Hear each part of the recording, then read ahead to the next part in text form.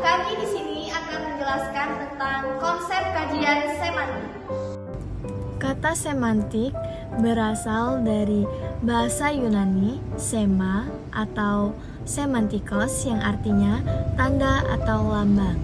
Semantik pertama kali digunakan oleh seorang filolog Prancis bernama Michael Brel pada tahun 1883. Kata semantik kemudian disepakati sebagai istilah yang digunakan untuk bidang linguistik yang mempelajari tentang tanda-tanda linguistik dengan hal-hal yang ditandainya. Oleh karena itu, kata semantik dapat diartikan sebagai ilmu tentang makna atau tentang arti, yaitu salah satu dari 3 tataran analisis bahasa: fonologi, gramatika, dan sematika. Sematik adalah cabang linguistik yang menyelidiki tentang makna bahasa. Dengan kata lain, semantik adalah pembelajaran atau ilmu tentang makna atau arti yang terkandung dalam suatu bahasa, kode atau lambang, atau representasi lain. Jenis-jenis makna. Secara umum, makna kata terbagi menjadi beberapa jenis. Berikut jenis-jenis makna kata beserta contohnya, yaitu yang pertama, makna leksikal, yang kedua, makna gramatikal, yang ketiga, makna konotatif, yang keempat, makna denotatif, yang kelima, makna asosiatif, yang keenam, makna referensial, yang ketujuh, makna non-referensial, yang kedelapan, makna kontekstual, yang kesembilan, makna emotif. Yang pertama, makna leksikal.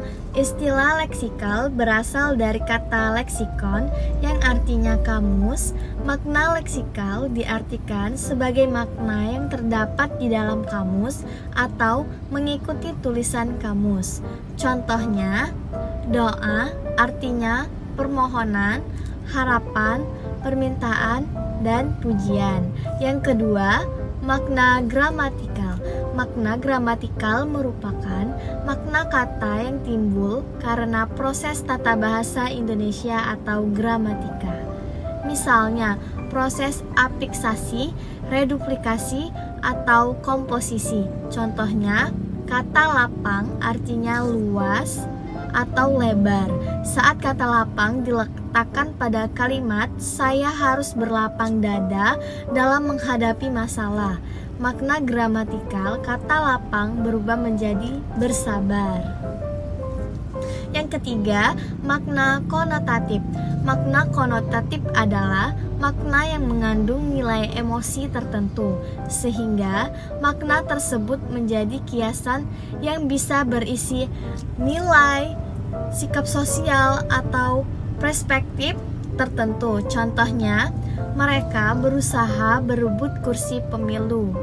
Kata kursi bukan berarti alas duduk berkaki 4, namun kursi adalah kiasan dari jabatan.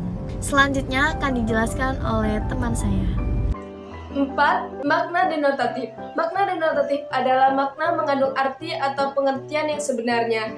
Makna ini mengacu pada kamus atau literatur lain. Biasanya, makna denotatif diterkam dalam bahasa ilmiah. Contohnya, bunga itu sudah tumbuh di taman.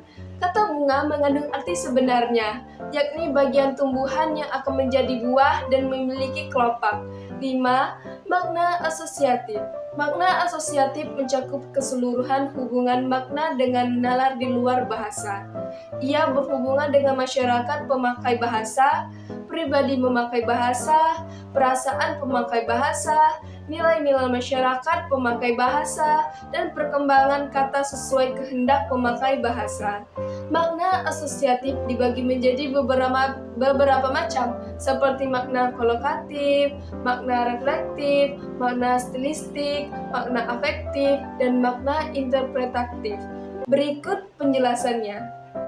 Makna kolokatif. Makna kolokatif lebih berhubungan dengan penempatan makna dalam frase sebuah bahasa. Kata kaya dan miskin terbatas pada kelompok frase. Makna kolokatif adalah makna kata yang ditentukan oleh penggunaannya dalam kalimat. Kata yang bermakna kolokatif memiliki makna yang sebenarnya. B. Makna reflektif. Makna reflektif adalah makna yang mengandung satu makna konseptual dengan konseptual yang lain, dan cenderung kepada sesuatu yang bersifat sakral, suci, atau tabu terlarang, kurang sopan, atau haram, serta diperoleh berdasarkan pengalaman pribadi atau pengalaman sejarah. C. Makna stilistika. Makna stilistika adalah makna kata yang digunakan berdasarkan keadaan atau situasi dan lingkungan masyarakat pemakai bahasa itu. Sedangkan bahasa itu sendiri merupakan salah satu ciri pembedaan utama dari makhluk lain di dunia ini. Mengenai bahasa secara tidak langsung akan berbicara mempelajari kosakata yang terdapat dalam bahasa yang digunakan pada waktu komunikasi itu. D. Makna afektif. Makna kata ini biasanya dipakai oleh pembicara berdasarkan perasaan yang digunakan dalam berbahasa. E. Makna interpretatif. Makna interpretatif adalah makna yang berhubungan dengan penafsiran dan tanggapan dari pembaca atau pendengar, menulis atau berbicara, membaca atau mendengarkan. 6. Makna referensial. Seperti yang kita tahu, kata referensi merujuk pada suatu hal yang menjadi acuan. Karenanya, makna kata referensial berarti makna kata yang menunjukkan referensi atau acuan suatu kata pada kondisi di kenyataan. Sebagai contoh kalimat-kalimat langsung, tadi saya bertemu dengan Rifa, kata Budi pada Joni. Pada kalimat tersebut, kata saya mengacu pada Budi. Bandingkan dengan kalimat langsung berikut. Saya ingin sekali bisa berjumpa dan mengobrol dengan Budi, kata Joni. Pada kalimat tersebut, kata saya mengacu pada Joni. 7. Makna non-referensial. Berkebalikan dengan makna referensial, makna kata non-referensial merupakan kata yang tak mempunyai referensi atau acuan di kondisi nyata. Biasanya, kata-kata ini bisa berupa artikel, partikel, kata dan kata hubung. Contoh kata-kata dengan makna non-referensial yaitu dan, atau, serta, karena, maka, sebab, jika, sehingga, dan sebagai, dan lain-lainnya. 8. Makna konstekstual. Makna kata konstekstual merupakan makna dari sebuah kata yang muncul berdasarkan suatu konteks penggunaannya dalam suatu frasa dan kalimat. Sebagai contoh kata kepala pada frasa kepala desa, makna kata kepala dalam frasa tersebut akan berbeda dengan makna pada kepala secara leksikal. Berbeda juga pada makna kata kepala dalam frasa lain seperti kepala kereta, kepala besar dan sebagai dan lain-lainnya. 9. Makna emotif. Selanjutnya, ada pula yang disebut dengan makna kata secara emotif. Secara umum, makna emotif adalah makna dalam kata atau frasa yang berkaitan dengan perasaan. Artinya, pemaknaan dari kata tersebut tergantung dengan emosi atau perasaan yang dirasakan seseorang saat mengucapkan atau menuliskan kata tersebut. Makna emotif biasanya ditemukan dalam kata-kata sifat yang mewakili perasaan seperti senang, sedih, susah, dan sebagainya. Atau bisa juga melalui kata kerja yang juga dapat menggambarkan emosi seseorang seperti menangis, tertawa, menyesal, dan sebagainya. Di sini saya akan menjelaskan tentang relasi makna. Relasi makna yaitu hubungan antara makna kata satu dengan makna kata lainnya. Prinsip relasi ini ada 4, yaitu prinsip kontiguitas, prinsip komplementasi, prinsip overlapping, dan prinsip inklusi. Prinsip kontiguitas adalah prinsip yang menjelaskan bahwa beberapa kata dapat memiliki makna yang sama atau mirip. Prinsip ini menimbulkan relasi makna yang disebut sinonimi. Secara semantik, mendefinisikan sinonimi sebagai ungkapan atau bisa berupa kata frase atau kalimat yang menaungkan kurangnya lebih sama dengan makna ungkapan lain. Umpamanya kata buruk dan jelek adalah dua buah kata yang bersinonim, bunga, kembang, dan puspa adalah tiga kata yang bersinonim. Hubungan makna antara dua buah kata yang bersinonim bersifat dua arah, namun dua buah kata yang bersinonim itu kesamaannya tidak 100%, hanya kurang lebih saja. Kesamaannya tidak bersifat mutlak. Contohnya, sinonim pintar, pandai, cerdik, cerdas, cakap, cantik, molek, bagus, indah, permai, dan lain-lain. Kemudian ada pula prinsip komplementasi, yaitu prinsip yang menjelaskan bahwa makna kata yang satu berlawanan dengan makna kata yang lainnya.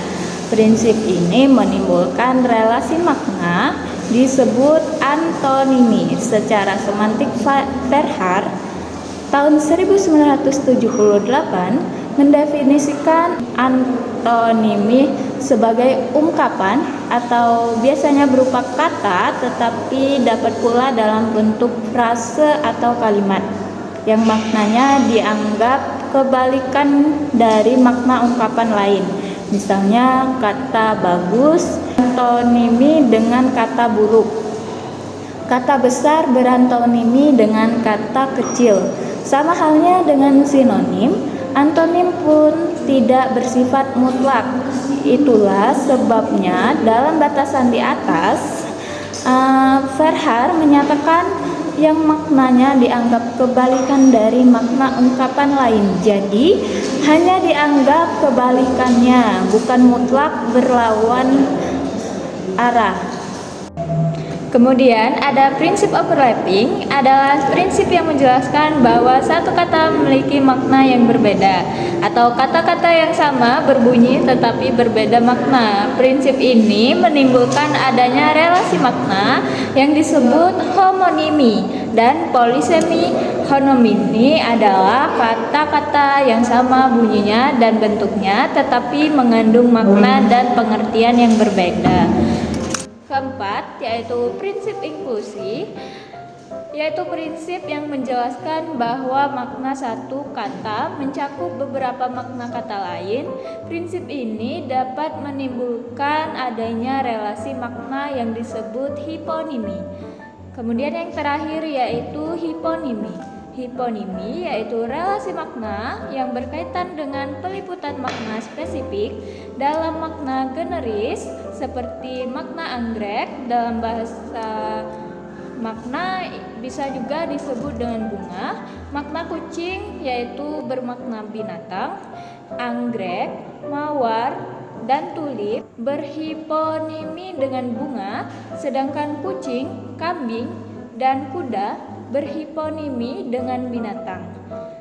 Baiklah, itulah penjelasan dari kelompok kami. Apabila kami ada kesalahan dalam penjelasan, kami mohon maaf. Dan kami akhiri.